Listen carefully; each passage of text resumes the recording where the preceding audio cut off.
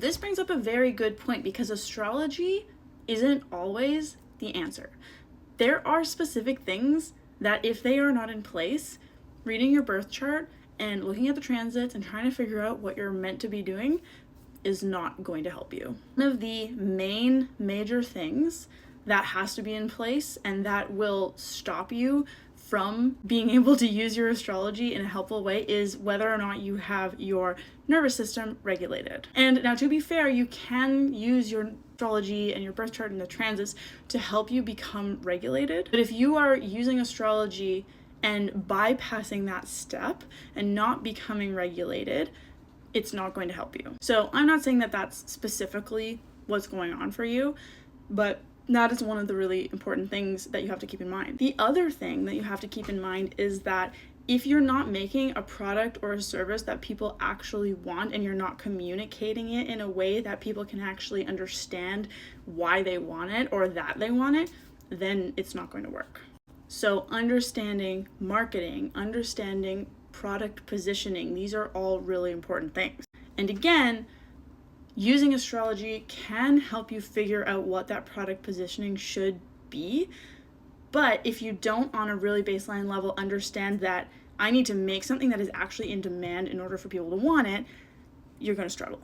And I don't know exactly what job you're doing. I don't know the specifics of what's going on. These are just generalizations. So literally none of them apply to you. Maybe it is just the job. Maybe there's something specific going on. But I see in readings over and over again that there is kind of this separation of like, there's logistical things that you have to have in place before the astrology is even going to make sense or be helpful at all. And the longer that you engage with astrology and look back on your birth chart year after year, you'll look back in a couple of years and you'll be like, oh my gosh, this whole time that was actually accurate, or I didn't realize how this was actually playing out. So just remember, sometimes our perceptions of ourselves aren't completely accurate. I mean, what is perception anyway? So this may start to make more sense as time goes on, which I know isn't particularly helpful when you want to make money right now. But just to give you somewhere to start, check, is my nervous system actually functioning? Do I dread every single day that I wake up? Am I getting really activated by what I'm doing? Are there things that I could be doing that would actually help me be more consistent and give me the kind of sustenance that I need so that I can actually function? And then really ask yourself, is what I'm making something that people actually want or need or feel an emotional connection to? Sometimes it's really hard to admit that to yourself. Obviously, if you're connected to what you're making, and your stuff may be good, sometimes it's literally just the fact that people don't clearly identify why they want what you're offering. And you have to figure out how to explain that. You have to figure out how to pinpoint the very specific symptoms that they're experiencing that is going to make them want what you're offering.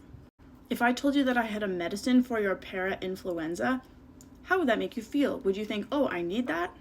Or if I told you that I had a medicine that would stop your runny nose and help your throat clear up, how would you feel? Would you feel like that would actually be relevant to you? Do you see what I'm saying? You have to communicate at the level of the customer. So that was a lot. I hope it was maybe somewhat helpful. I can't speak to it any more specifically than that. Those are the things that I would guess maybe one or more of those things are the reason why you're hitting this wall. Let me know if that's helpful. I hope that you find the breakthrough that you're looking for very soon.